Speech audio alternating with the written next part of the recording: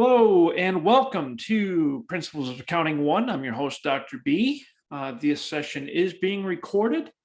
All the recordings will be posted within a few hours to the discussions area in the classroom after each session. The recording process typically takes a few hours to convert based on the technology available. We are in our very first week of Principles of Accounting 1. Today is May 19th of 2021. We are in the summer 2021 semester, if you believe that or not.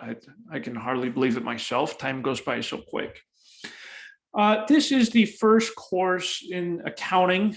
So pretty much everyone who comes to this course does not have any prior accounting experience. Some of you might have had some experience possibly on the job, but most students who come to this course have never had an accounting experience before.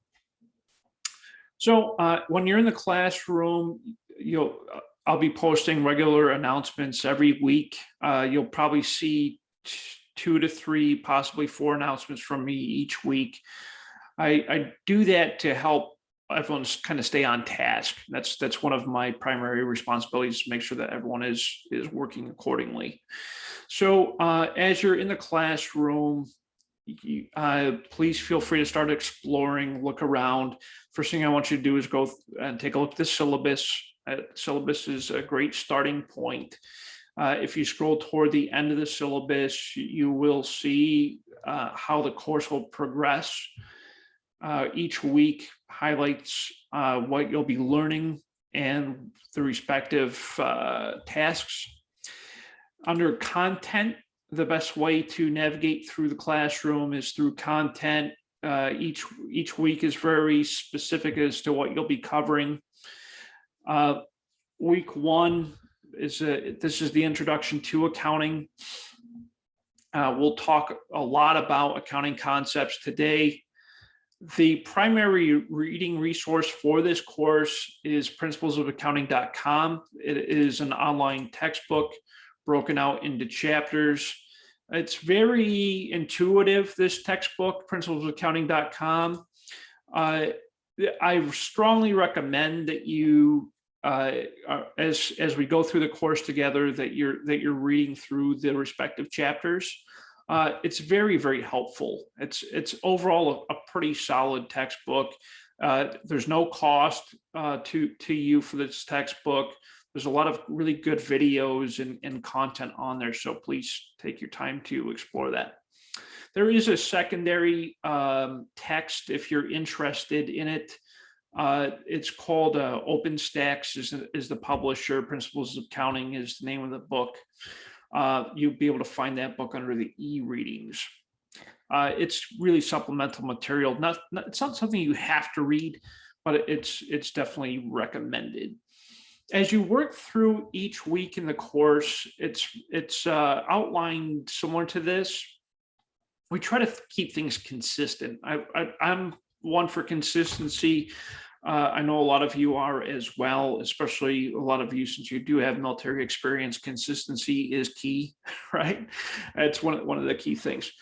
So since today's first day, please make sure that you introduce yourself if you haven't already through the discussion forum. It's not required, but it does help. It helps me and it helps your classmates to kind of get to know you. So definitely please make sure you introduce yourself. Each week you'll have learning resources. These are direct links out to the Principles of Accounting textbook that I just showed you. Chapters 1 and 2 for this week. And then you'll also notice this one, it'll say week, whatever, learning resources. If you click on that, it is a built-in learning resource that was developed by UMGC. It's broken out into units. It's pretty helpful. It's real quick information, nice and easy access. There's not a whole lot of detail in there, but it's really good to know stuff. So please make sure you take your time and explore that as well. Going back to the table of contents for week 1. That's the learning resources for this week. Then, of course, each week I will be hosting these optional Zoom sessions. And thank you for those of you who are attending today. These sessions will be posted to the discussions area in the classroom after the recording is complete. And I'll also be posting the PowerPoint presentation as well. I try to keep things as specific as possible. Like, I don't like to waste time, especially your time. Your time is very valuable, and there's a lot of stuff to be done in this course. So in addition to that, you can always email me, call me, set up office hours. I'm here for you. This is my full-time job. I teach here at UMGC full-time in the undergraduate accounting program. So there's if you're an accounting major, or if you're planning on taking another accounting course in the future, there's a good chance I might be teaching it. So just keep that in mind. As you're going through this week's homework, there's a fun scavenger hunt, kind of helps you get familiar with the classroom. There is a project in this course. It's called the 10K project. One of your first assignments is to select a project, a company to study for your 10K project throughout the next 8 weeks. This company needs to be a retail or manufacturing company. Please, no service companies, no finance companies. It needs to be a retailer or a manufacturer, preferably a manufacturer, because there's a lot more detailed information with manufacturing companies based off of cost, things like that. So you'll select you read through that, select your company to study, and then I will respond to you either approving it or rejecting it, and I'll tell you why if I do reject it. There is an academic integrity assignment, which 6 of you have already completed. Thank you, thank you, thank you for doing that already. It's very straightforward. There's an academic integrity series of modules that you'll go through and complete. They only take a few minutes each. It'll give you a certificate. You'll upload the certificates, and you'll also respond to the academic pledge. And then each week you'll have typically a homework assignment and a weekly report. The weekly report, it's very straightforward. It kind of is asking you, what did you learn? What'd you get out of this week? Are there any questions that you have remaining after the week? That type of thing. Very, very easy. The homework assignments, these are all content-based homework assignments. So when you open up the homework assignment, especially the one for this week, well, they're all like this.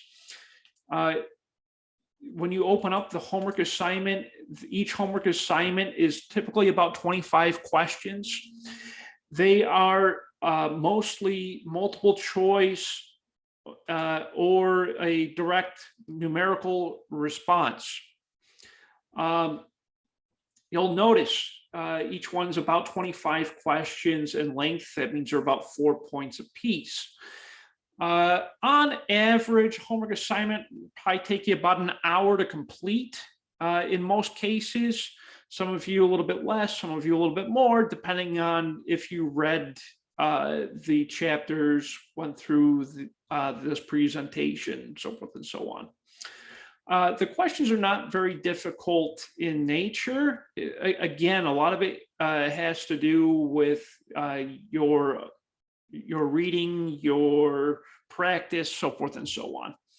So before you attempt any of the homework assignments, my strongest recommendation to you is to read through the respective chapters for that week, and also to try this thing at the bottom called, I'm sorry, where is it?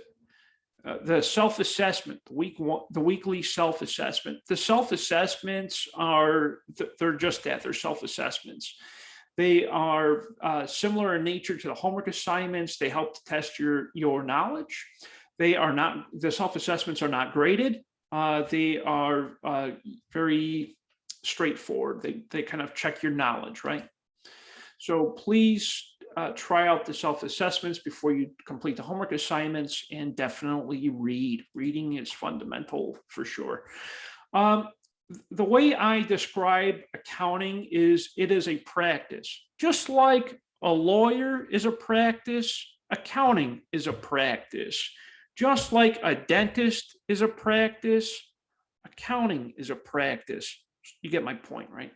The idea behind a practice is that we are continuously practicing our craft. What that means is in accounting, we learn by doing. We learn by doing. So as you're reading through the textbook, as you're reading through the information we provide to you, try some of the exercises. The more that you try things in accounting, the more you will learn it. The more you practice, the more you learn. That is the way that I would approach learning accounting. You learn by doing, okay? And that leads me to my next point. When it comes to homework assignments, you have 2 attempts, okay? That's kind of nice, right? Instead of just one shot, we give you 2 tries on homework assignments. The reason for that, again, is we learn by doing. And I like to try to give you as many opportunities as possible to learn, right?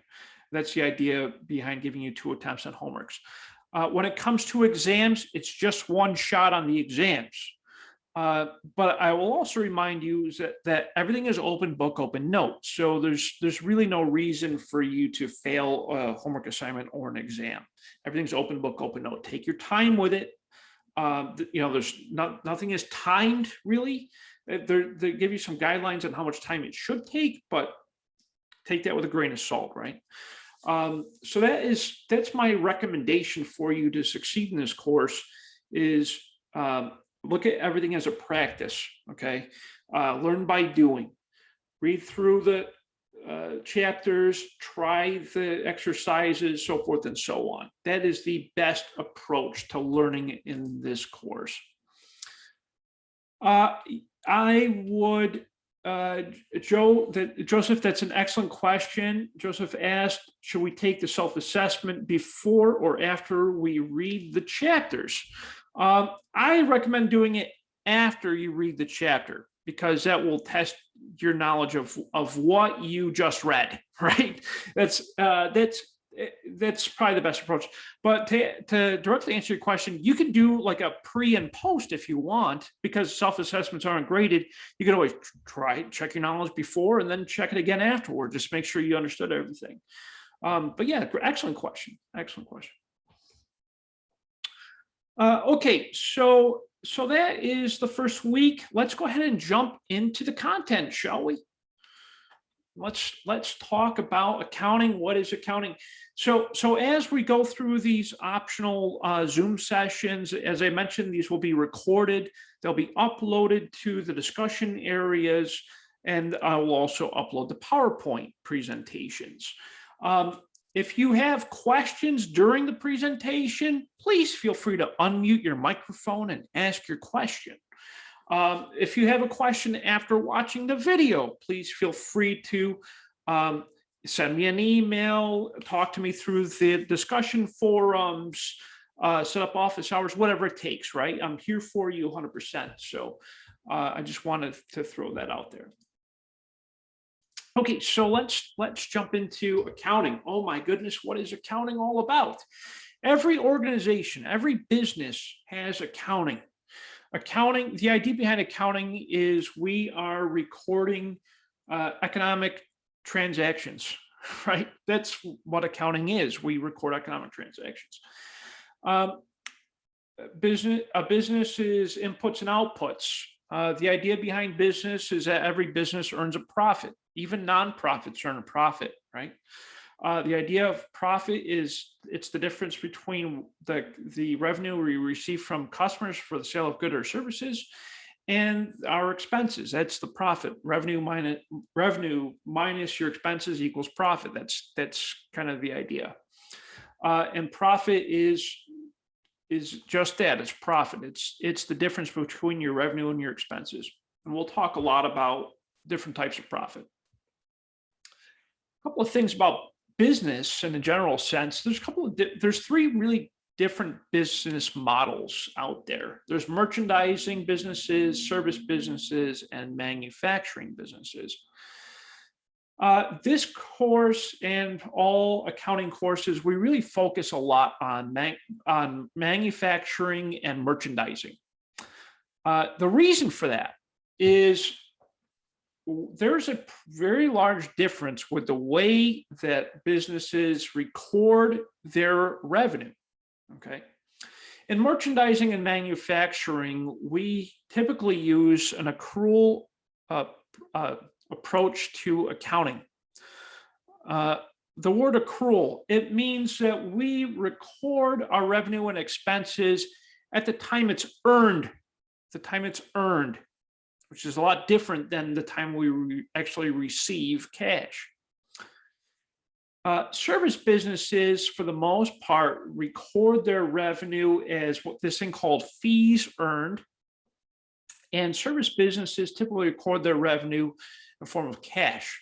And that is done at the time that they receive the cash, not necessarily the time that the payment is actually earned. We'll talk a lot about those differences.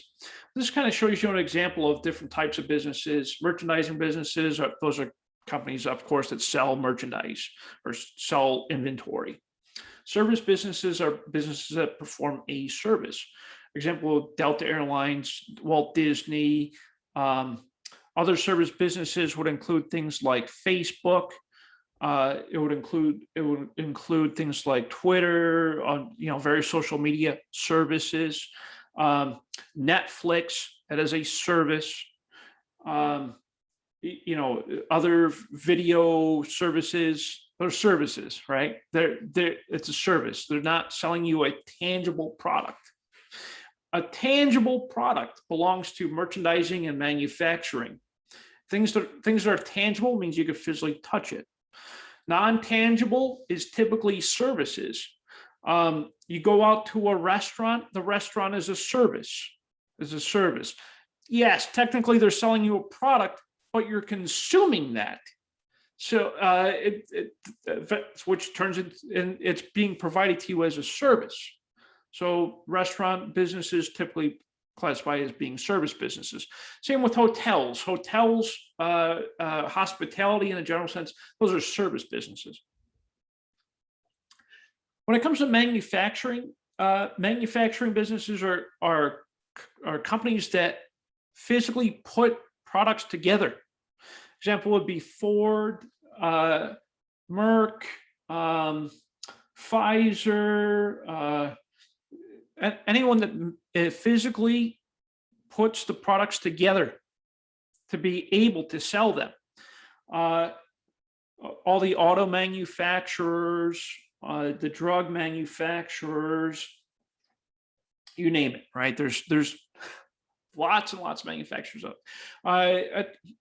Nike, they manufacture shoes and clothing. They also sell as a merchandiser, but their primary business is actually manufacturing. So the way that these different companies classify their revenue is merchandising and manufacturing businesses classify revenue through sales. Okay, through sales. So their revenues will be sales. Service businesses, their primary revenue is classified as fees. And we'll talk a little bit more about that in a little bit. So the idea of accounting is it's a system that records economic activities, transactions, right? That's the concept. And accounting provides data to end users. The users access information. They design accounting information systems to meet their needs. They record economic data from activities and events, and they prepare accounting reports for users. That's a whole lot of information. Basically, what we just talked about is an accounting system. Okay. Within an accounting system, we identify who's using the information, various stakeholders of the company. We identify what information they need to see.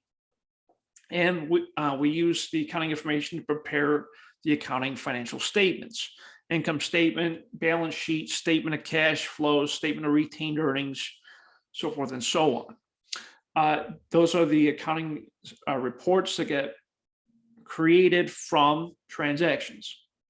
We'll talk a lot about that throughout the next few weeks. Okay, so there are two parts to accounting, two primary parts to accounting, I guess you could say. There's financial accounting and managerial accounting.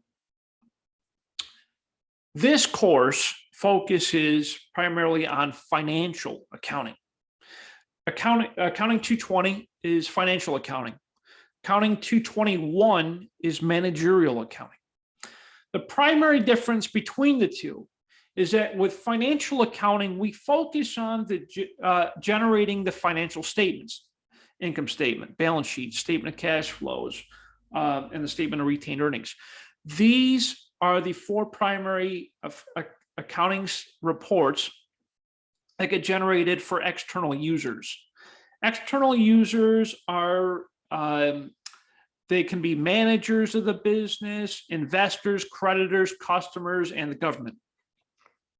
You're probably wondering, well, Dr. B, why is the government interested in the financial statements?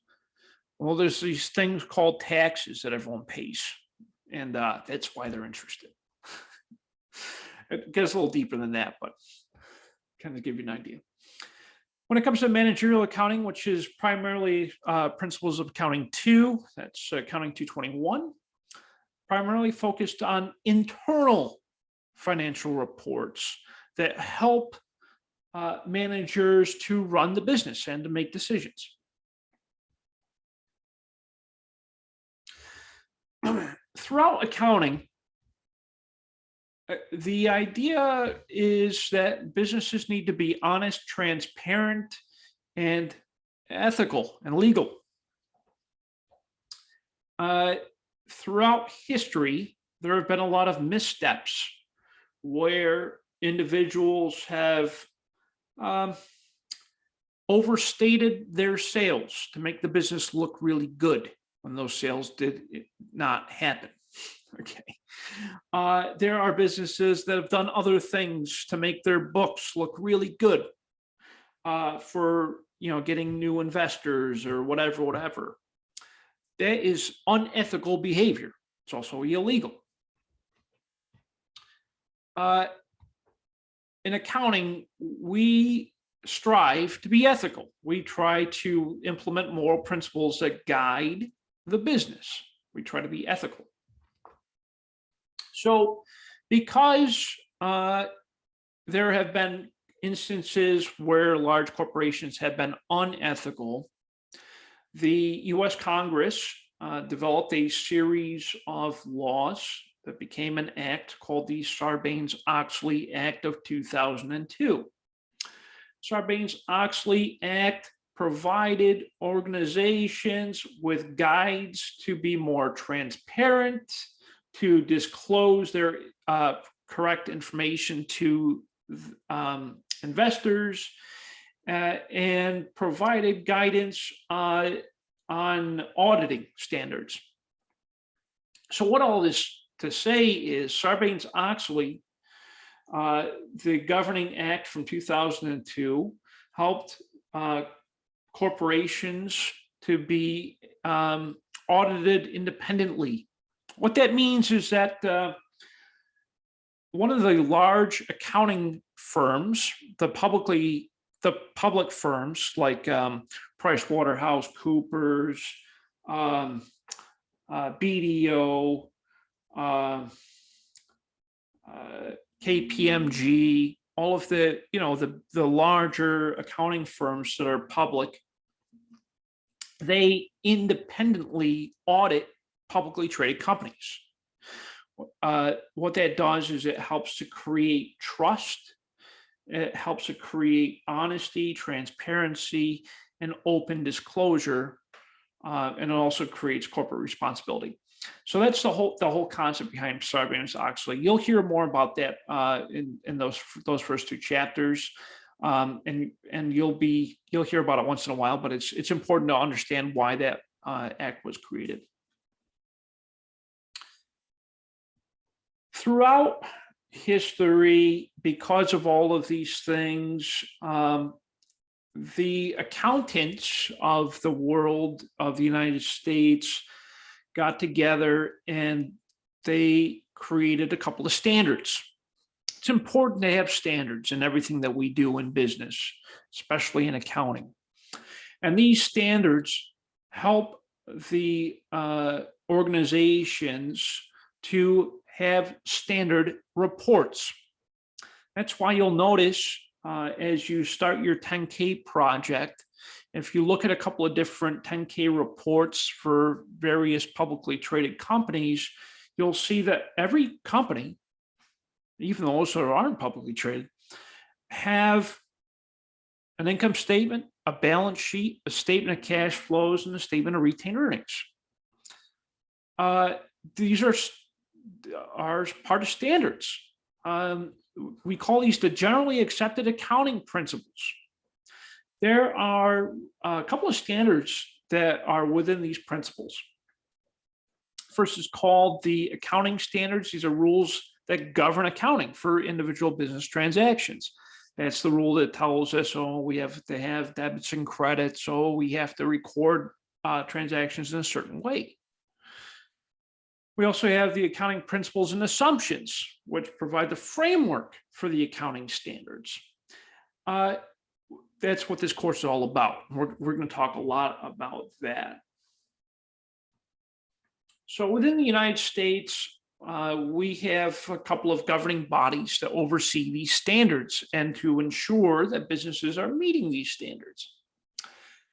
The Financial Accounting Standards Board is responsible for developing the standards. The Securities Exchange Commission, or SEC, is responsible for overseeing the financial disclosure of publicly traded companies. Outside of the United States, and soon to be inside the United States, we have the International Accounting Standards Board that sets standards for multinational corporations. An example of a multinational corporation is a company that does business through several different countries. For example, that would be Coca-Cola, Toyota, Nissan. There's tons and tons of them, right? They do business in multiple countries, and they have to have their financial statements reported to those individual countries.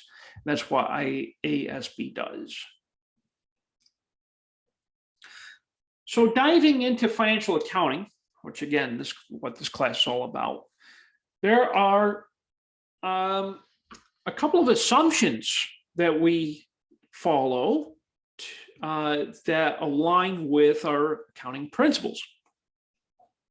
These assumptions are: what is the monetary unit being used? In other words, what's the currency? What is the accounting time period?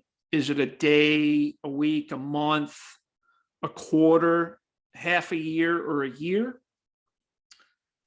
What type of business entity is it? Is it a sole proprietor, a partnership, a corporation, C Corp, S Corp, LLP? And what is the going concern? In other words, what is the probability of the business continuing? So looking at doing a deep dive on these assumptions, monetary unit tells us what currency that the transactions are being recorded in. Is it euros? Is it pounds? Is it dollars? Is it pesos? Is it yen? Right, the list goes on and on. What is the monetary unit? The reason why this is important is because different countries around the world have different currencies. Currencies have different exchange rates. If the company is a multinational, like Coca-Cola, for example, the company needs to report their various currencies based on monetary exchange rates. And so that's why this is an important assumption. Next assumption is the time period of which the company is operating. The financial statements you'll find are updated regularly, monthly, quarterly, weekly, daily, yearly. Companies report their economic activities for a specific period of time, typically 12 months. At the end of each year, the companies report their earnings, okay? Their earnings are generated from their income statement, balance sheet, statement of cash flow, statement of retained earnings. Every year, the publicly traded companies publish their annual reports, that's the 10K, through the SEC.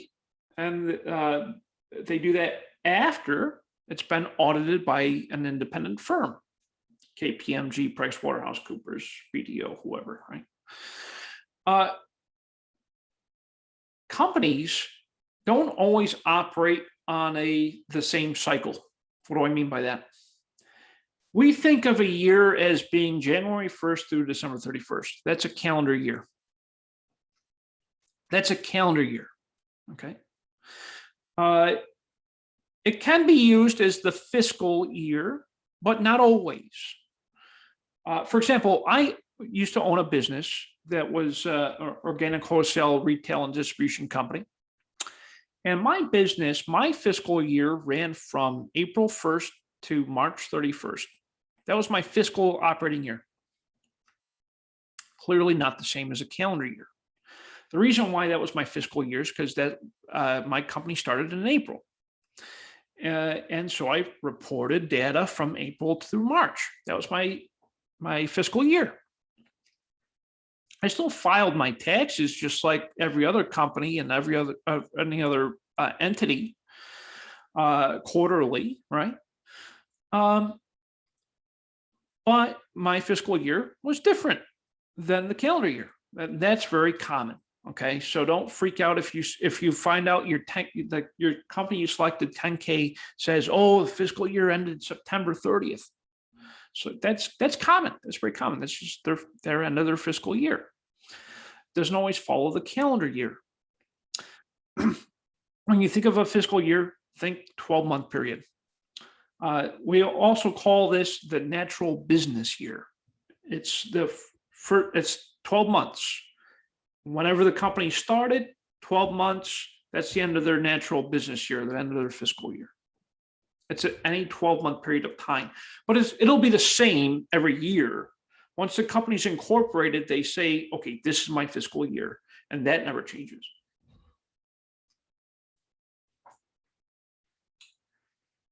The business entity, we look at this as what is the form of ownership? Is it a proprietor, partnership, corporation? This is viewed as an entity that is based off of ownership, and it is evaluated by creditors and other businesses. That's business entity. There's not a whole lot behind that. And the last assumption is the going concern. This is, does the company have the ability to continue operations into the future? And that's based off of their financial reports. And we'll talk a lot about that in the coming weeks.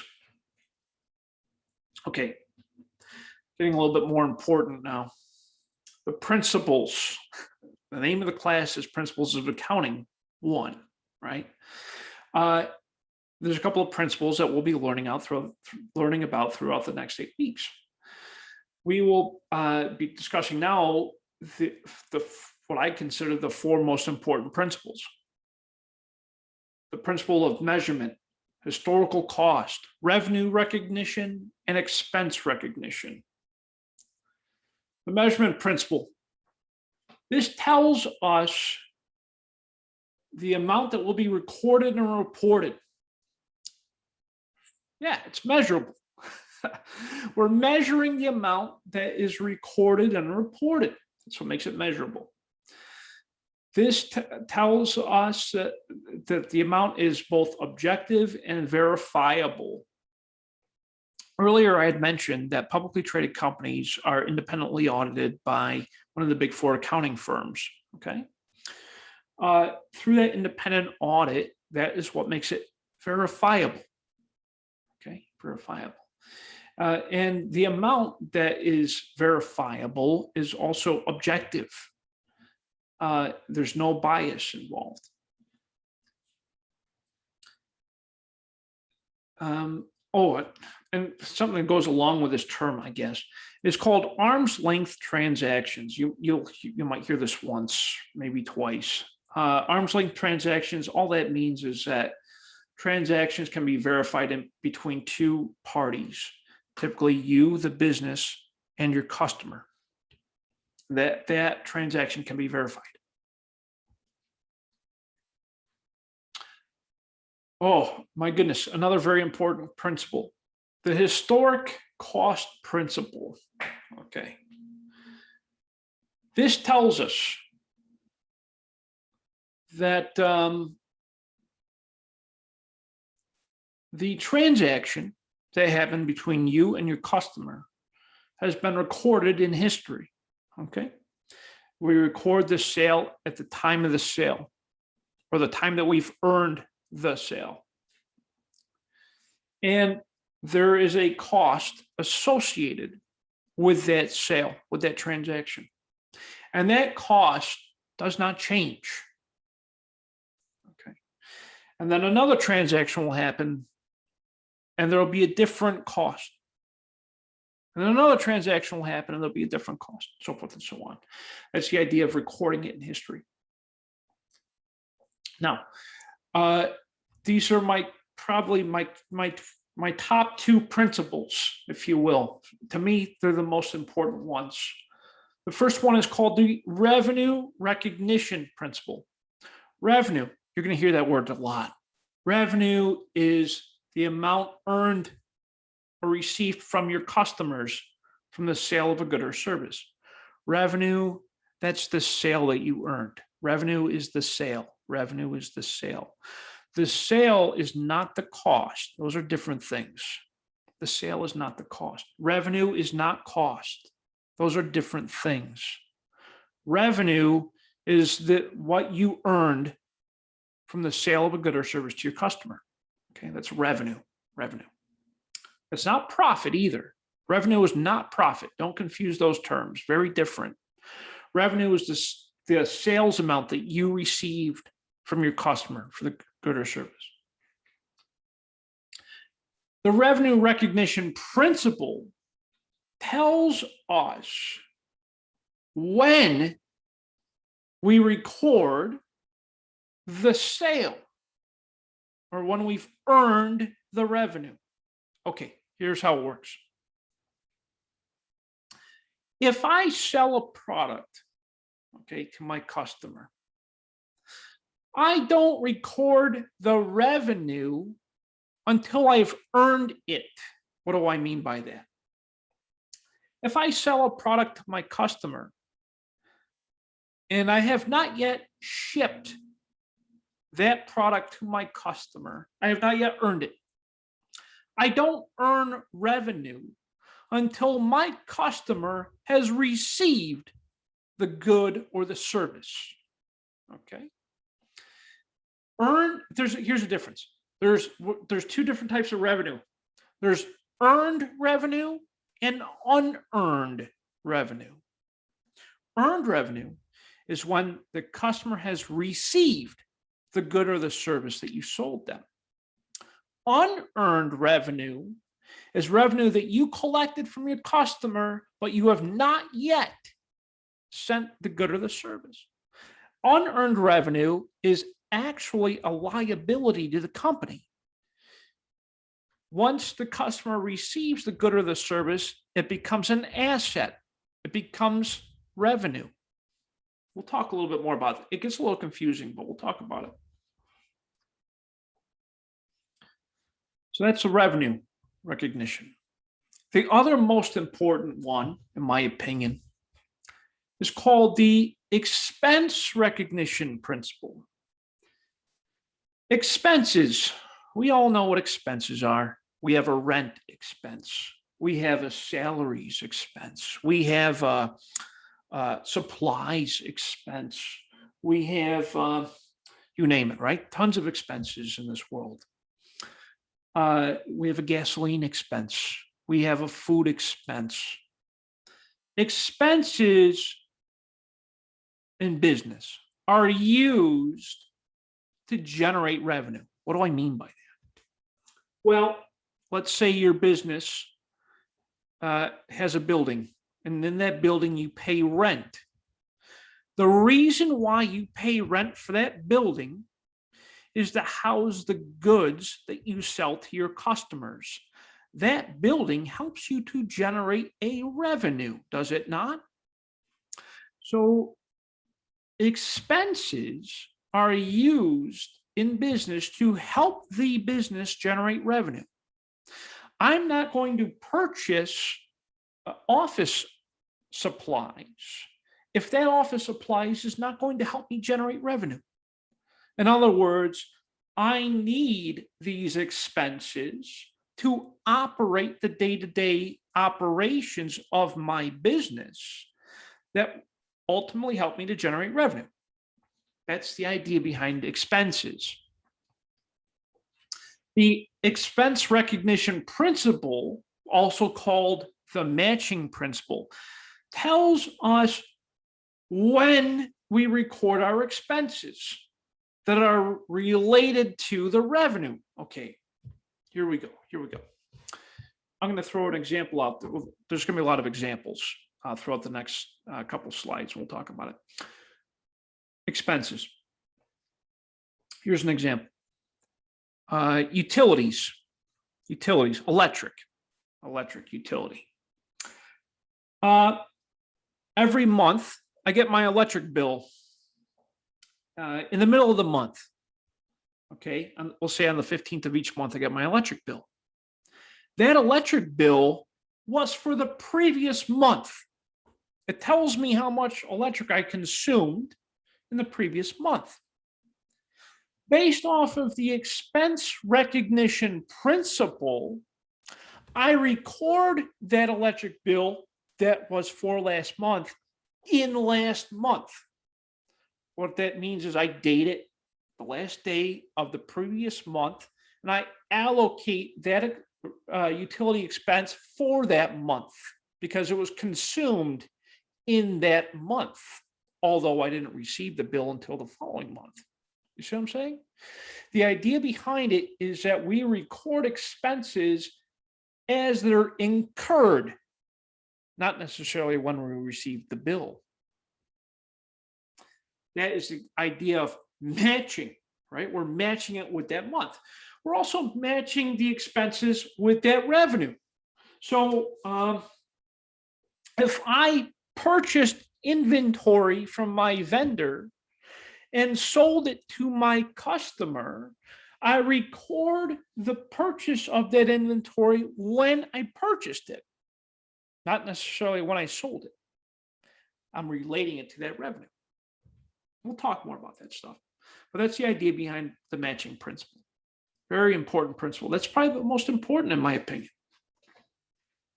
Okay, now I hope you're ready for this. This is the absolute foundation, the most fundamental thing you need to remember, okay? Very, very important that you remember this. We're going to talk about the accounting equation.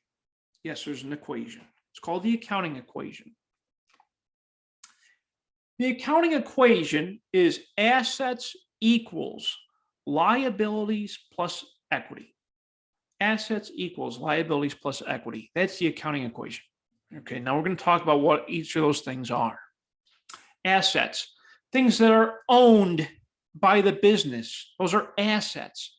Assets include things like cash, property, plant, and equipment. Other things like inventory. Those are all assets. The way I want you to think about an asset is that the asset helps the business to generate revenue. Okay, that's an asset. helps the business generate revenue. Cash, inventory, property, plant, and equipment. And there's a thing called accounts receivable. Accounts receivable is when somebody else owes the company money. Like if I sold this bottle of water to my customer has not yet paid me for the water. That's an accounts receivable. That is an asset to the business because it's cash owed to the business. The business has the stake to that cash asset, right? We'll talk more about that.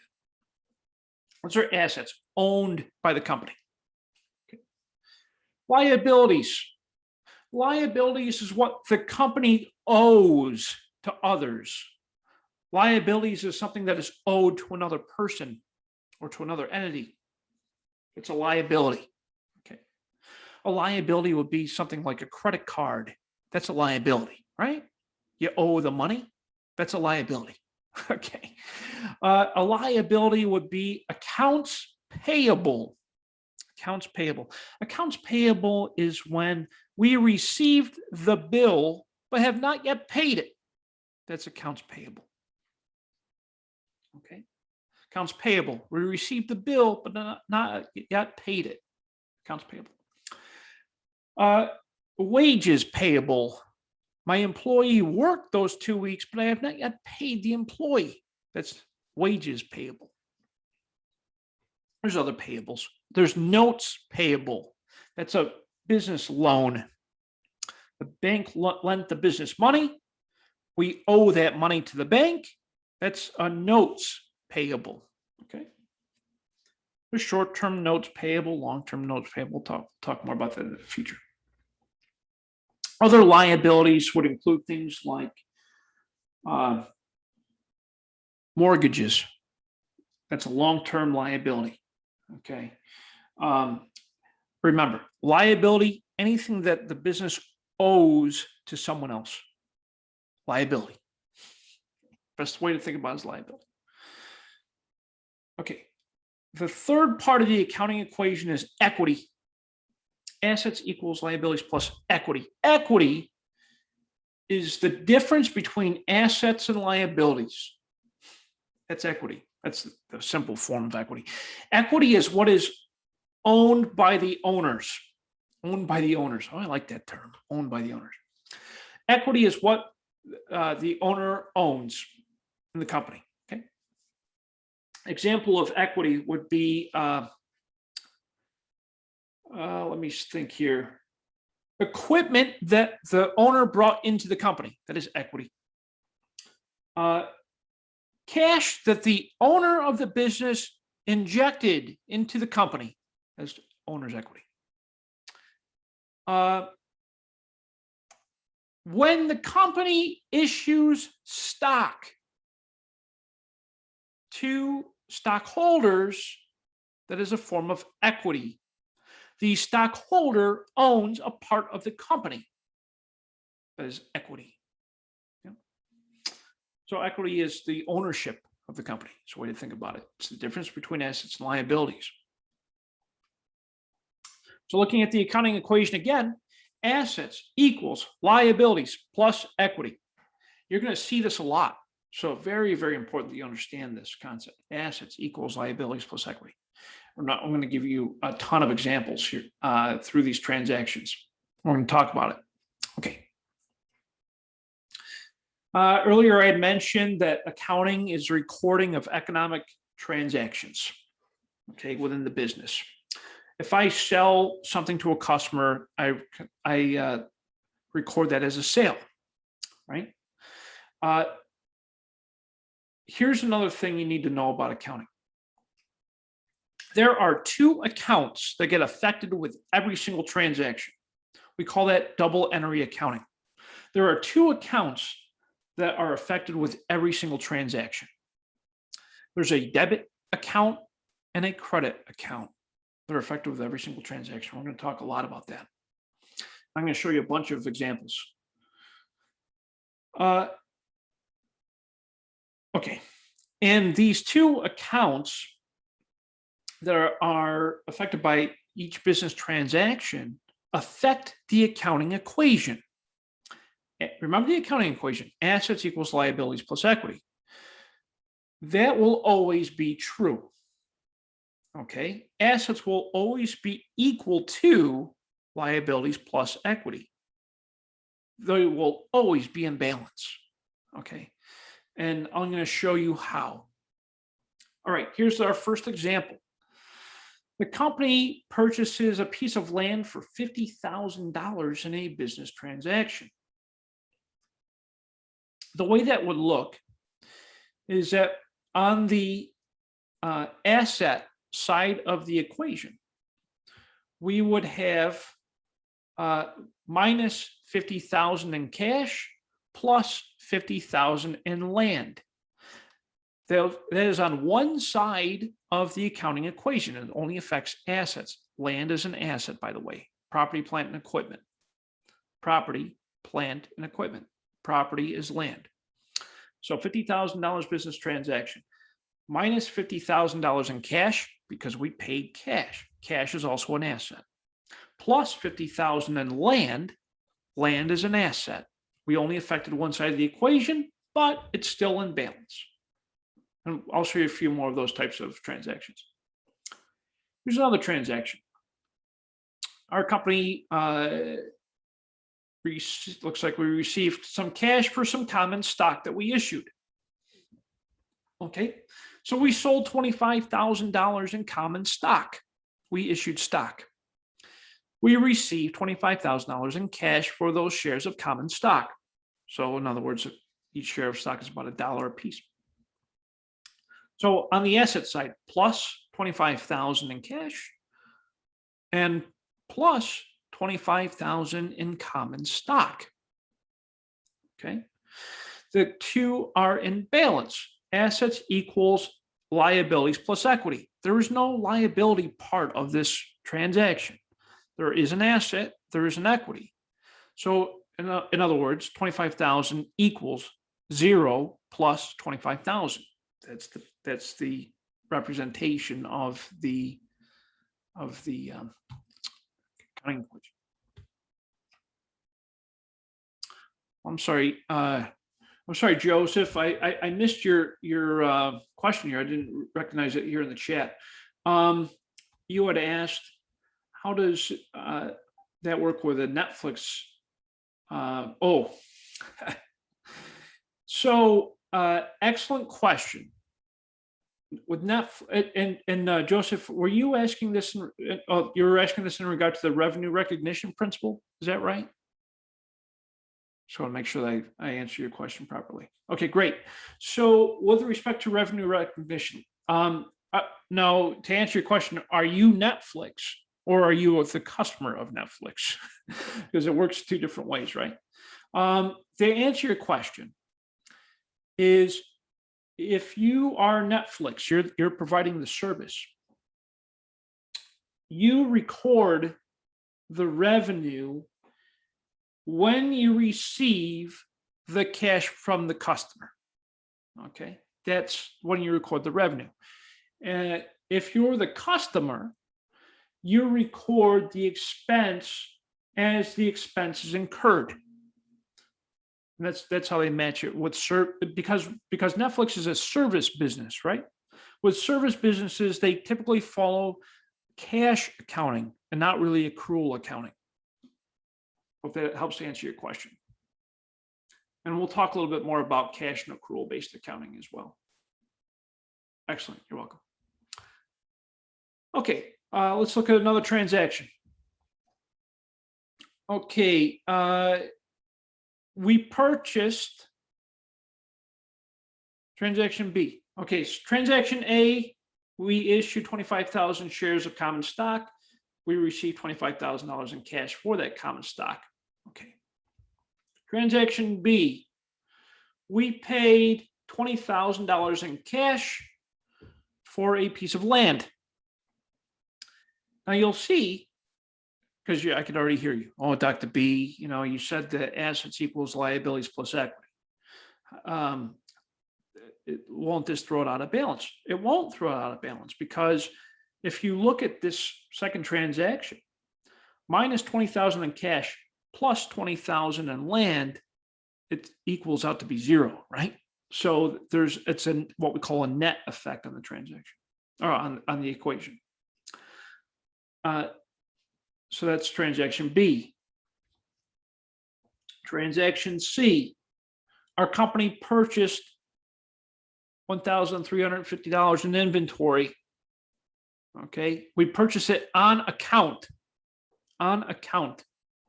When you hear the words on account, it means that we have purchased something but have not yet paid the bill.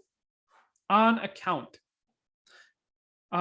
So when you're looking at various examples, you see the words on account. It means that it is an accounts payable. On account. Think of it like a credit card. You purchased it on account using your credit card. You'll pay the credit card later. Yeah? On account. So transaction C, we purchased $1,350 on account. So we increase our inventory supplies, $1,350, and we increase our accounts payable, which is a liability account, $1,350. See, the accounting equation is still in balance. Okay.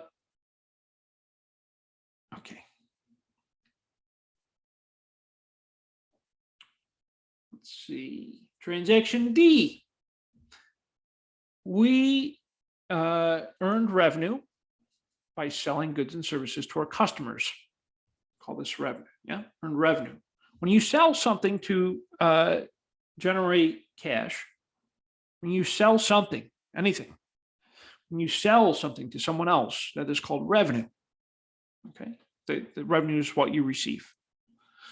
So transaction D, we received $7,500 from the sale of a service to our customer. How do I know it's a service? You're probably asking, how do you know, Dr. B, how do you know if it's a service? It says fees earned. Fees earned. We earned $7,500 in cash. So we increased cash by $7,500. And we increased our fees earned.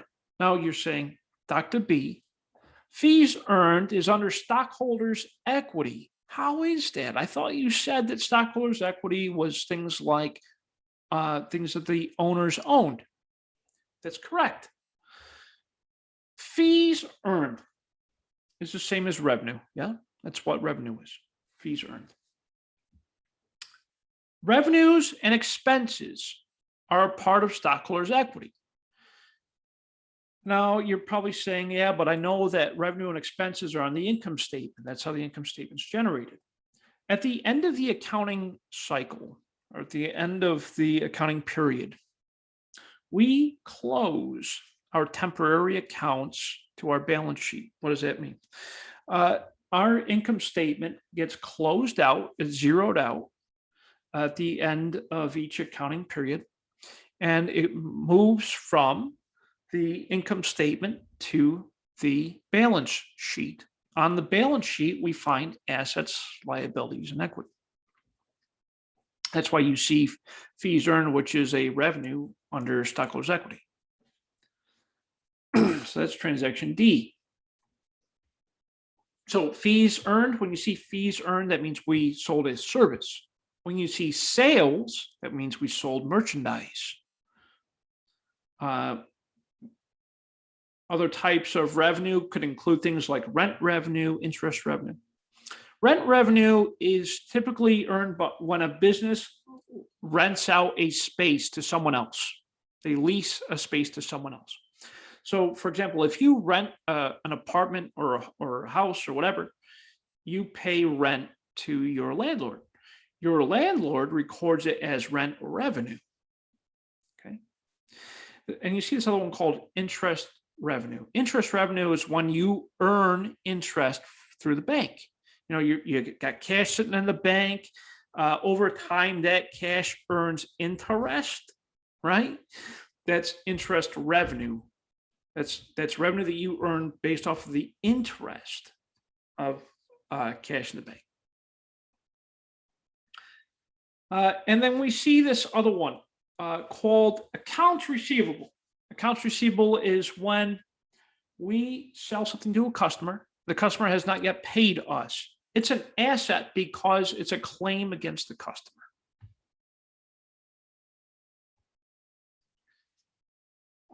We call this also selling it on account. Remember, when you hear the word on account, it means, it can mean one or two things.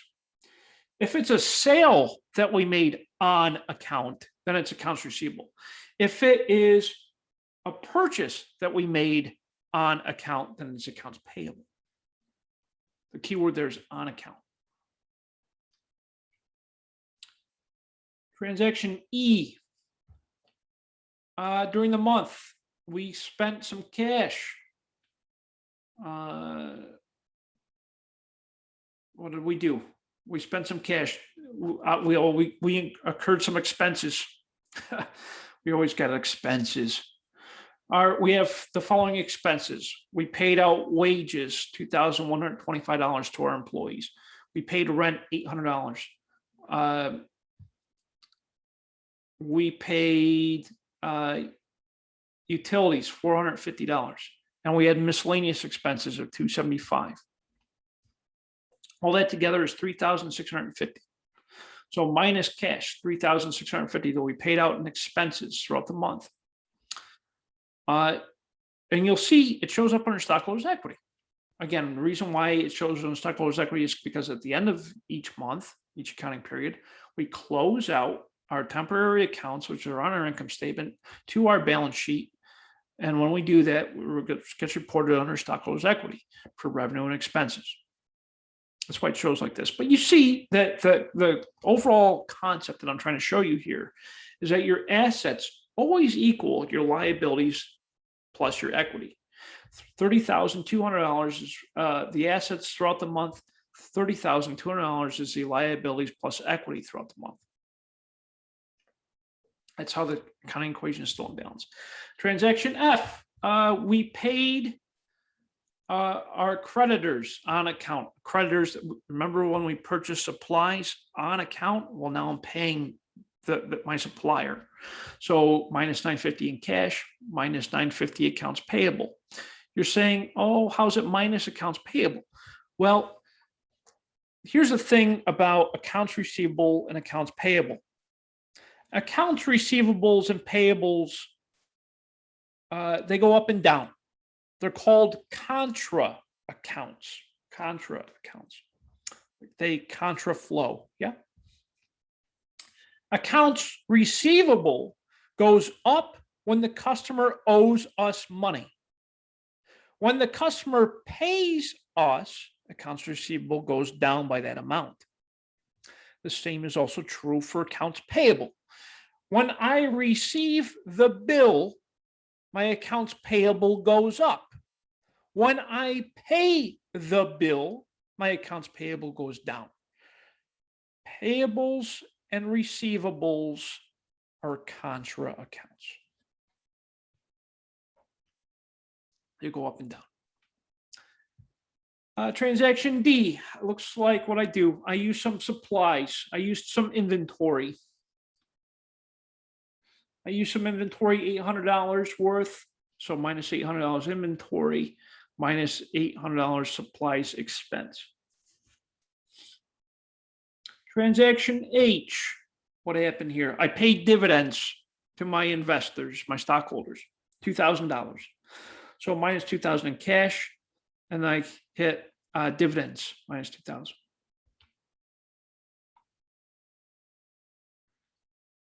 This is a nice summary of all of our transactions that we just talked about and how they impact the accounting equation. So I just want to let you know, for those of you who are on the call, we will go past 5 o'clock if we haven't already. I just want to let you know that the first session's typically a little bit longer. If you need to leave early, it's not a problem. The session is being recorded and will be posted to the discussion area. Just wanted to let you know. I appreciate all of you that have joined me today. Okay, so those transactions were interesting. I showed you how they impact the accounting equation. And I want to show you also how those transactions are recorded, because as I said earlier, and as you saw through that demonstration, is that there are two accounts that get affected with every transaction. And I'm going to show you how those are recorded through journal entries here in a little bit. Before we get to that part, I want to talk about stockholders' equity. That's the third primary part of the accounting equation. As I had mentioned, in equity, that's what the owners own. There are two parts of stockholders' equity. There's common stock. Well, actually, there's more than two. It's common stock, preferred stock, and retained earnings. Common stock, these are shares of stock that are owned by individuals or corporations, okay, that the company sells to raise capital. And we have retained earnings. Retained earnings, that is what the company retains in the business from its profits, yes? Revenue minus expenses equals net income. Revenue minus expenses equals net income. Net income goes into retained earnings. Net income minus dividends paid equals retained earnings. We'll talk more about that stuff, but I just want to give you an idea. Retained earnings means it's retained in the business. Retained, it stays in the business. In common stock, those are shares of ownership that are commonly distributed to investors on the open stock exchange, like the New York Stock Exchange, the NASDAQ, so forth and so on. Stockholders' equity, the reason why we have stockholders' equity in the first place is so the business can generate revenue to raise capital, cash. Types of transactions that affect stockholders' equity. Payments of dividends will reduce stockholders' equity distributions. Stockholders' equity investments, the purchase or sale of stock to stockholders. All of these types of transactions have effects on stockholders' equity. And of course, stockholders' equity also includes revenue and expenses, which is net income, which goes to retained earnings. Okay, so we're getting there.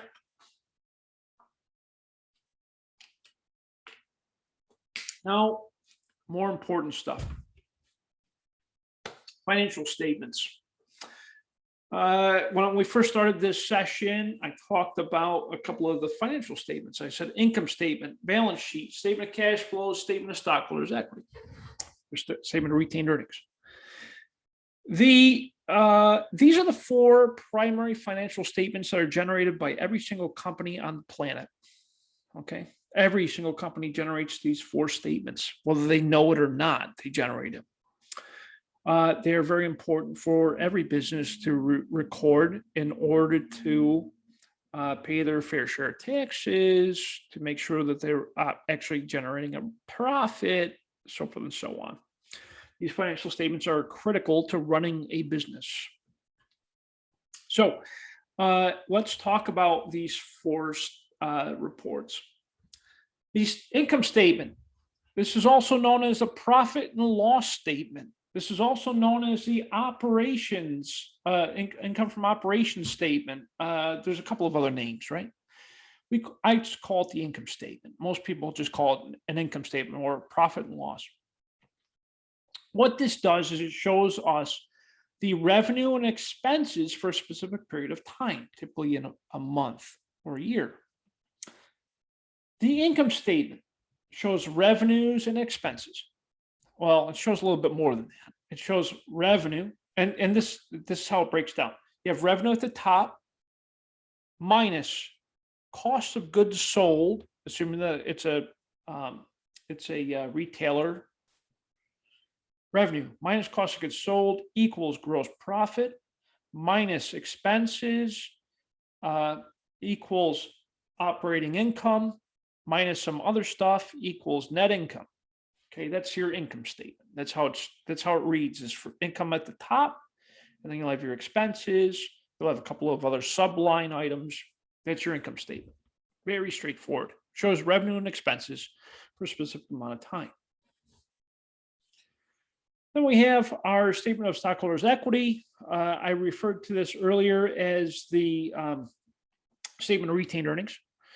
Very similar in nature, right? It shows us a summary of changes to stockholders' equity during a specific period of time. Statement of stockholders' equity shows things like retained earnings, dividends that are paid out, any other changes to stock, the issuance or purchase of stock. That's what's on the stockholders' equity report. And then we have the balance sheet. Probably one of the most important ones. Well, I mean, all four are pretty important, but the balance sheet shows the assets, liabilities, and equity for a specific date and time. Okay. Assets, liabilities, and equity. You're saying, oh, Dr. B, you just told us that that is the accounting equation. Yes, it is. The idea of the balance sheet shows us the balances of these individual accounts at any point in time. Okay. My cash balance, my balance of accounts receivable, my balance of property, plant, and equipment, my balance of accounts payable, my balance of wages payable, my balance of taxes payable, my balance of any loans, whatever, right? It shows us the balances of those accounts. That's why we call it a balance sheet. And of course, a balance is the amount that's in that respective account, right? And the last financial statement is the statement of cash flows. This shows us the cash that is the physical cash that has come in and out of the business during a specific period of time. Cash being received from our customers and cash being paid for our day-to-day operating expenses. The statement of cash flows is broken out into three separate areas. We have operating activities, investing activities, and financing activities. Operating activities are day-to-day operations of the business. Investing activities are the purchase or sale of property, plant, and equipment. And financing activities would include things like the issuance of common stock, payment of dividends, so anything that raises funds like a loan. Yeah. That's what I call financing. So on the income statement, revenue and expenses are recorded on the income statement through ledgers or journal entries. And the income statement shows at the end of it, it'll show this thing called net income.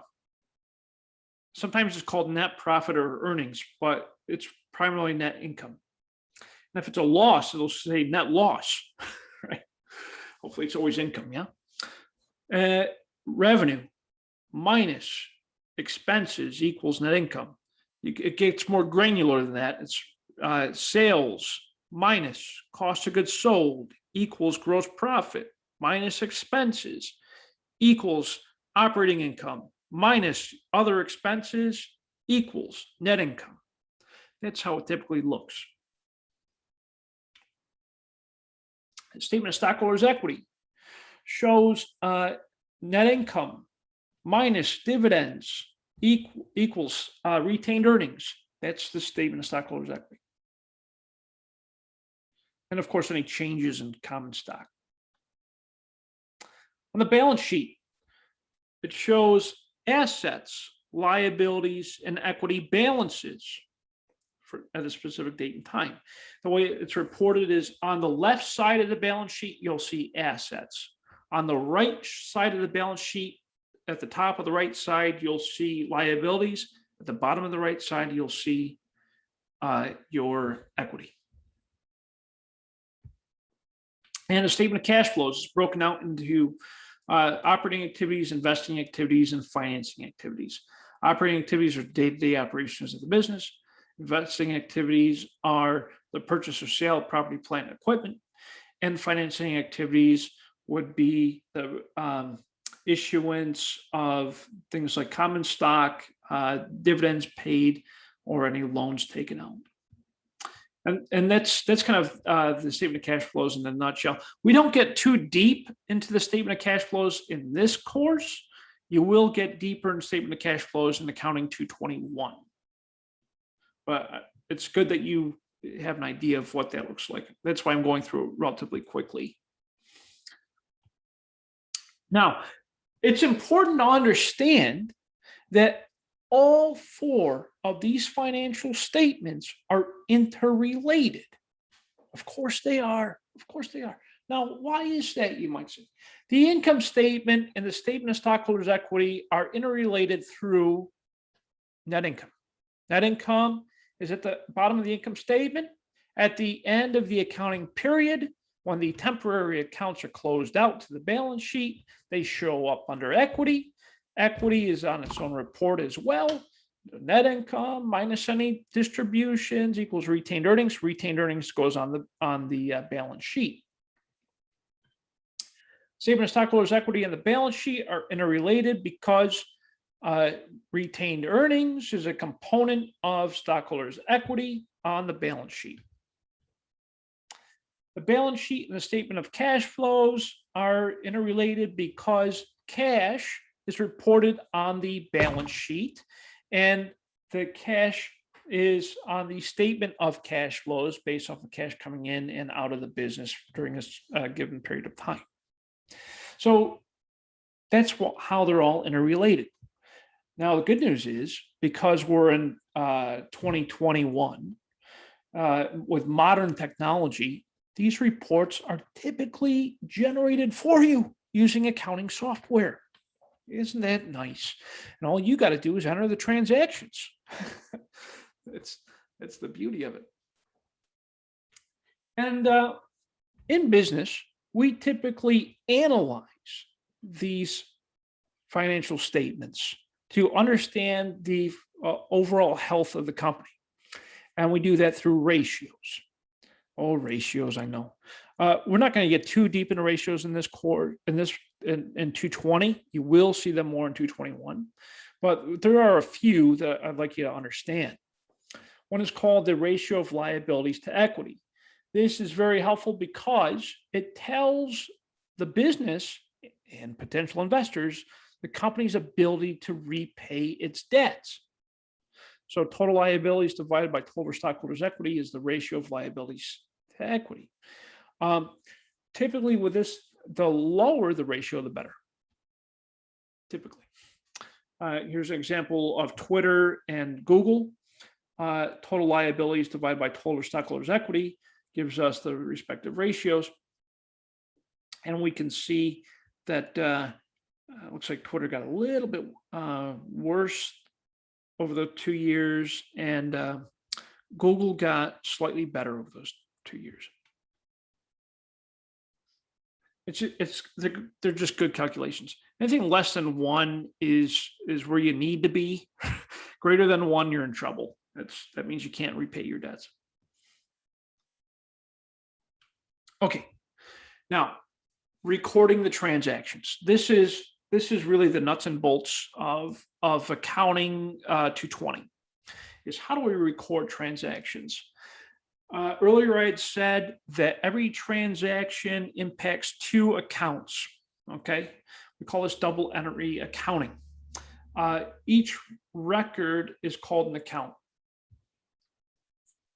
So I talked about, you remember this earlier example I gave with those several transactions and how those transactions impacted the accounting equation. You know, cash went up, common stockholder went up, so forth and so on, right? And we know that assets equals liabilities plus equity. That's represented through these transactions. And we saw that each transaction affected 2 accounts. Double entry accounting, yes? There's a visual way to see how each account over time is being impacted. We do this through what we call a T account. It's called a T account because it looks like the letter T, right? The title of the account goes on the top. On the left is a debit. and on the right is credit. Left side is the debit side of the account. The right side is the credit side of the account. So if we look at our cash account over time, and we looked at it from the perspective of our transactions that we talked about, we received $25,000 in cash from the issuance of common stock. We purchased a piece of land, so minus 20,000 for the piece of land. That was in transaction B. And then the other transactions, we can see what happened. Now, here's the thing you need to understand. When it comes to debits and credits, asset accounts, and I'm talking about cash, property, plant, and equipment, accounts receivable. When it comes to cash and other asset accounts, to increase an asset account, we debit to increase an asset account. To reduce an asset account, we credit it. Now, this is a lot different than your personal life, okay? What do I mean? When you receive payment from your employer, you put it into your bank. When you put it into your bank, you're debiting your account. You're increasing cash when you debit it. I know it sounds weird, right? Because you might have this thing called a debit card. And it's the opposite of what you think. That's how the way cash works. It's the opposite of the way you think. To increase your cash, you debit. To reduce your cash, you credit. Right? The bank uses the opposite terms. So just keep that in mind. Cash can be kind of tricky when you think of it that way. So the way to remember it is that for asset accounts, to increase an asset account, you debit. To decrease an asset account, you credit. The opposite is true for liabilities and equity. Again, that's what keeps them in balance. Okay. Group of similar accounts is called a ledger. Every business has this thing called the chart of accounts. It is the order of which the accounts appear on a financial statement. On the balance sheet, we list assets first, then liabilities, then equity. And then we list income and expenses, or I'm sorry, revenue and expense accounts. So looking at a couple of examples, assets are things that are owned by the business. This would include things like cash, inventory, intangible assets like property, patent rights, copyrights, trademarks, accounts receivables, prepaid expenses, buildings and equipment. Now, the reason why prepaid expenses shows up as an asset is because when you prepay something, that means you're paying the expense before the expense is incurred or before it's consumed. When that happens, you have a legal stake to that cash. Therefore, it is an asset. What do I mean by that? Let's say you pay your insurance annually, okay? So you write that big insurance check out at the first of every year. Insurance is consumed monthly. So when you prepay your insurance, you've paid it in advance of it actually being used. If you decide to cancel your insurance plan, that money that has been unused comes back to you in the form of a refund, right? That's why it's a prepaid expense is an asset. It becomes an actual expense when it's consumed. We'll talk a little bit more about that. Liabilities are debts that are owed by the company to other people. Accounts payable, notes payable, wages payable, unearned revenue.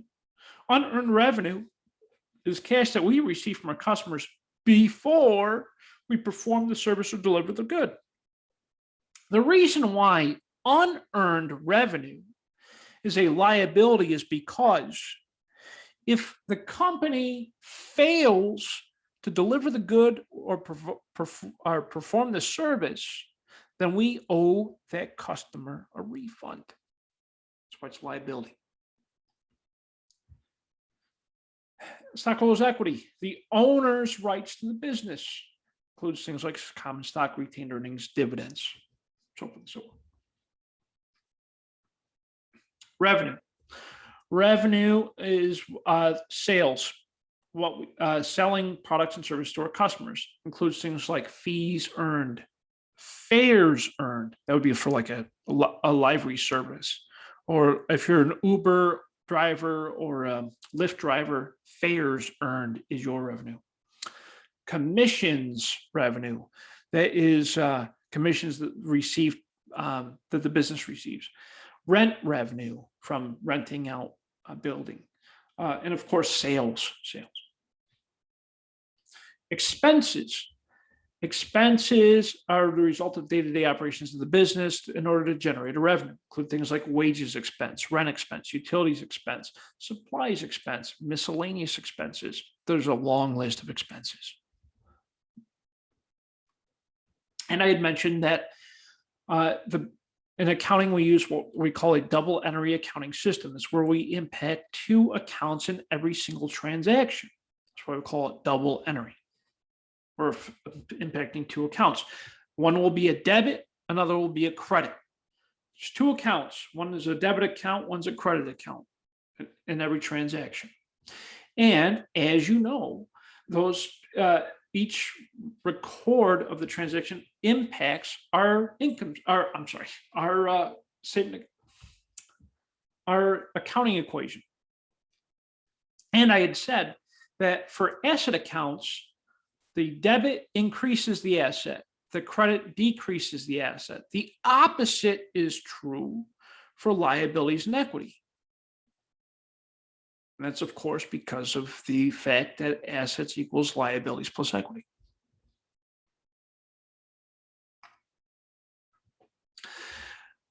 For the income statement, it's a little bit different. The income statement, as I had mentioned earlier, is what we call temporary accounts. They get closed out at the end of each accounting period. They get zeroed out and they get transferred to our retained earnings. Now, the revenues, to decrease revenue, we debit. To increase revenue, we credit. Okay.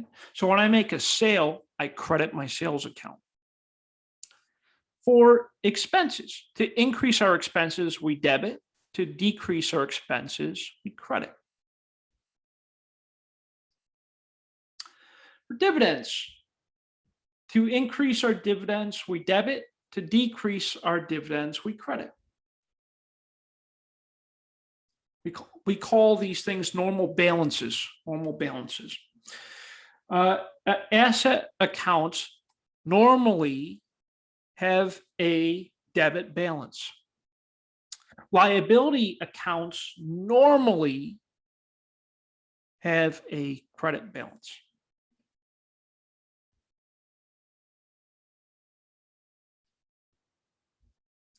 Asset accounts normally have a debit balance. Liability accounts normally have a credit balance. Stockholders' equity accounts normally have a credit balance. Dividends normally have a debit balance. Revenues normally have a credit balance. And expenses normally have a debit balance. When we say the word normal, it means that commonly, typically, those respective accounts have the balance either as a debit or a credit. And as we record our transactions, we call this journal entry, a journal entry. Think of like a journal, like a note journal. Yeah. Every transaction, we journalize it, we record it. And as we record journal entries, we include the date, the title of the debit account and the credit account with a description and the amounts. The description is usually pretty brief, and then we post our entry to the general journal. We'll talk about that. This is the process of journalizing. So, the entry of the journal is called a journal entry, and the form of the journal as recorded is called a two-column journal. Here's your first example of a journal entry. Our company, and you remember this journal, this transaction, we talked about it already. Our company issued shares of common stock for the receipt of cash. So in other words, we issued shares of common stock. Our stockholders gave us cash. We, first step, you record the date. Second step, the names of the transactions. I'm sorry, the names of the accounts. Second and third step, name of the accounts. Fourth step, the purpose of the transaction. Fifth step, if there's a numerical amount. Okay. We sold or issued common stock to stockholders and received cash. We debit cash to increase our cash. And we credit common stock to increase our common stock. Now remember the accounting equation. If I debit cash, that means I increase cash. If I credit common stock, that means I increase common stock. Because remember, assets, when you debit an asset, it has a normal balance of a debit. Okay? Assets have normal balance debit. Liabilities and equity have a normal credit balance. Debit cash to increase cash, credit common stock to increase common stock. Let's go through a couple more. Transaction B. We purchased a piece of land, remember? We debit land $20,000 to increase our asset, our land account. We credit cash to reduce cash by that same amount. We can see the accounting equation is still in balance. We're only affecting our asset accounts.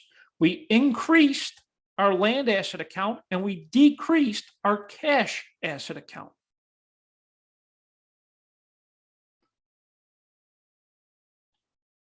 Transaction C.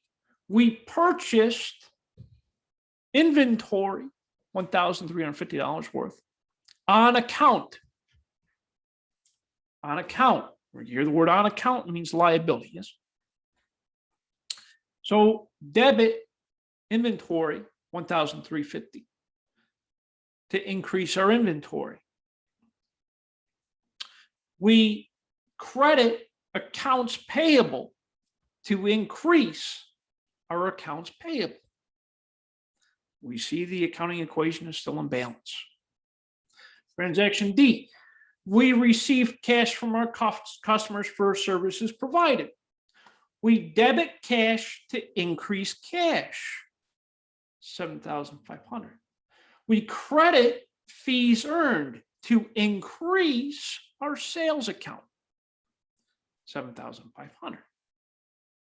See, they both increase, accounting equation is still in balance. Remember, every single transaction has a debit and credit account. This one has a few, okay? But hear me out, okay? This is where it gets a little, you're like, oh, Dr. B, I thought you said that there's a debit and credit account. There still is, but we see that there's a few debit accounts and one credit account. Let me explain it to you here. In some journal entries, not all, but some journal entries, we can record multiple transactions in one journal entry. Oh, I know, right? Yeah. We oftentimes call these adjusting journal entries. So we'll record multiple transactions in one journal entry. At the end of the month, I record my adjusting journal entry to represent the payment of various expenses. I paid wages, I paid rent, I paid utilities, I paid miscellaneous expense for the month of November. Okay. So I debit wage expense, debit rent expense, debit utilities expense, debit miscellaneous expense, and credit cash. With expenses, to increase an expense, you debit the expense. To increase an expense, you debit the expense. It normally has a debit balance. And we paid all of those with cash. So we credit our asset account, we credit our cash. Well, you can see how these type of adjusting entries are made. This helps us to record all of those expenses at the end of the month.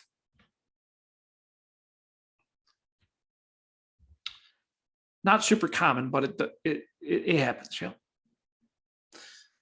Yeah. We purchased something on account earlier in the month. Now we're paying that from that purchase. So we got to pay. We got to pay our vendor. So we debit accounts payable to reduce our accounts payable, and we credit our cash to reduce our cash. So debit accounts payable to represent the payment of that bill, reducing accounts payable. Remember, I had said that accounts receivable and accounts payable go up and down. They're called contra accounts. Payables goes up when I receive the bill. It goes down when I pay the bill. Receivables goes up when I make the sale. It goes down when I receive the cash from that sale. It's the idea of contra accounts. Okay, here's another one. I purchased, let's see, I purchased $1,350 earlier, remember, for my inventory. I determined that the cost of that inventory at the end of the month is $550. So I need to make an adjusting journal entry to represent the cost of goods, cost of goods sold. Okay. So in order to do that, I debited my supplies expense to increase the expense, and I credited my inventory to reduce my inventory.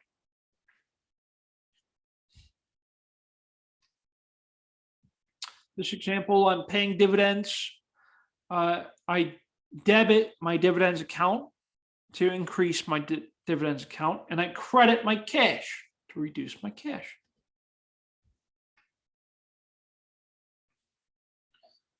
Okay. So when after I have made my journal entries, I got to post them. It's called posting. Okay. This is where we transfer the debits and credits from the journal entries to their respective accounts. We call posting. It's really more of a technical thing. I mean, the computer does it, right? Okay. Another transaction. Beginning of the beginning of the month, we paid a premium. We prepaid our insurance for the year. Typically, we prepaid our insurance, which for the next year. Okay, I prepaid it on December 1st for the following year. So I debit prepaid insurance, which is an asset account, $2,400. I increased that asset account by that much. And I credit my cash, $2,400, to reduce my cash for the prepayment of a one-year insurance policy. Throughout that next year, obviously, I'm going to consume or use that insurance.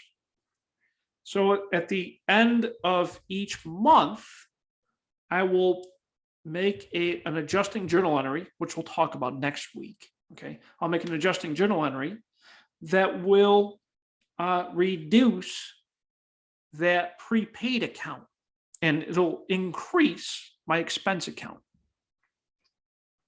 It shows the consumption of that prepaid account.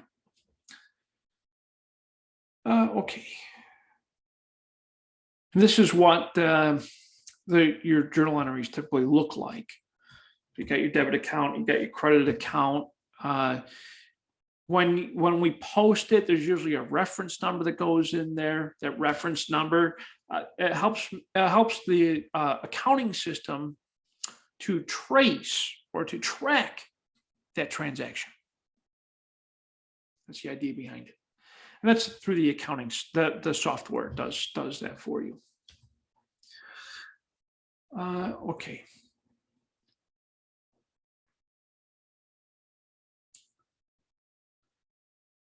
Another transaction, I paid for my rent, I debit rent expense, and I credit cash. Another transaction, I received cash from the unearned rent. Okay, what does that mean? So I received 3 months of cash in advance from my tenant. Okay, let's say I'm a landlord. I got a tenant. They prepaid me 3 months. So at the beginning of each month, as I record the transaction, debit cash, receiving the cash, credit unearned rent, and of course over time, as the rent is earned, it'll go to rent expense by debiting unearned rent and crediting rent expense. But that's for another time. This transaction, I purchased office equipment on account. Debit office equipment. Remember, equipment is an asset. Property, plant, and equipment are assets. Office equipment, $1,800. Debit office equipment, $1,800. Credit accounts payable to increase my accounts payable by $1,800. Don't worry, I'll pay it eventually. Miscellaneous expense for $180. Apparently, I put an advertisement in.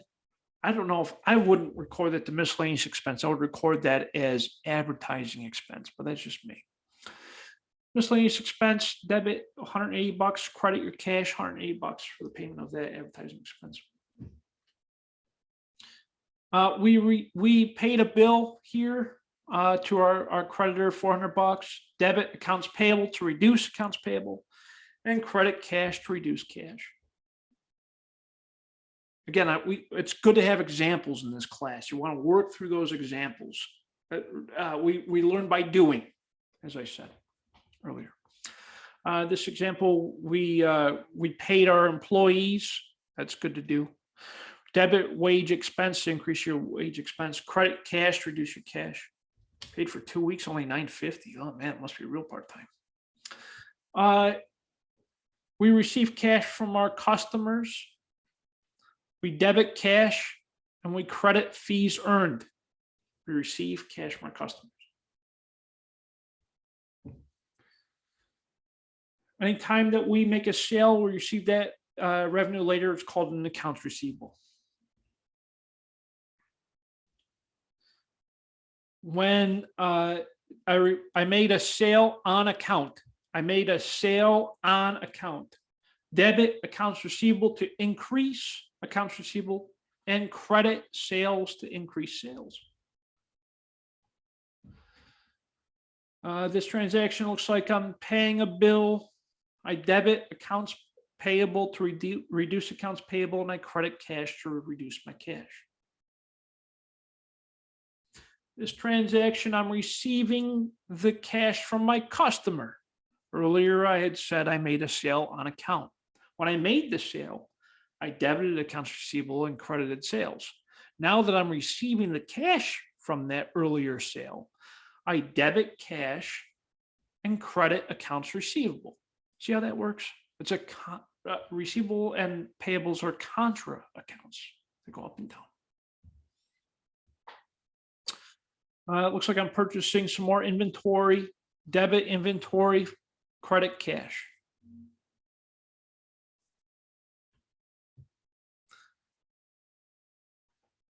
I am paying my employees, debit wage expense, credit cash. I'm paying a utility bill, debit utility expense, credit cash.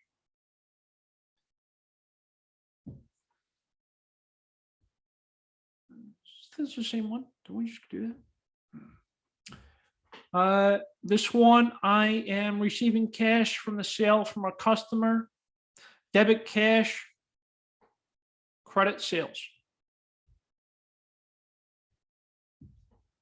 This one, I am making a sale on account, debit accounts receivable, credit sales.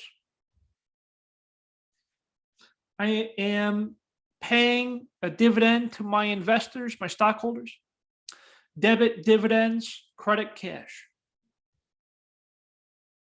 And that, my friends, is the end of our first session together. I apologize for going 47 minutes over. I know that's a lot, but there's also a lot of information that we covered in our very first session. I will typically try to hold these as close to an hour as possible. Jimmy, Joe, any questions? Any questions at all? I'm sorry, Joseph. Any questions at all? Are we okay?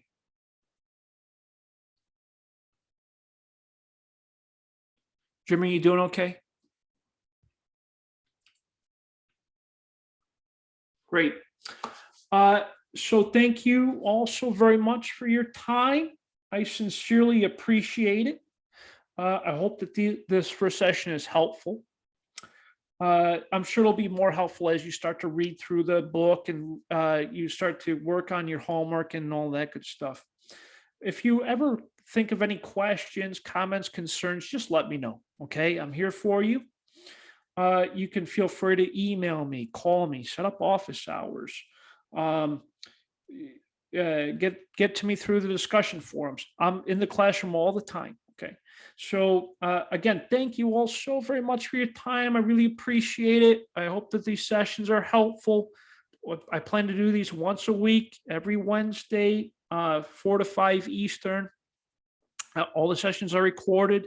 They'll be posted to the discussion forum under the Ask the Professor that at the very top of the discussions page. Thank you all so much, and enjoy the rest of your day, wherever you may be. Morning, evening, afternoon. Take care, y'all. Have a great day. Bye-bye.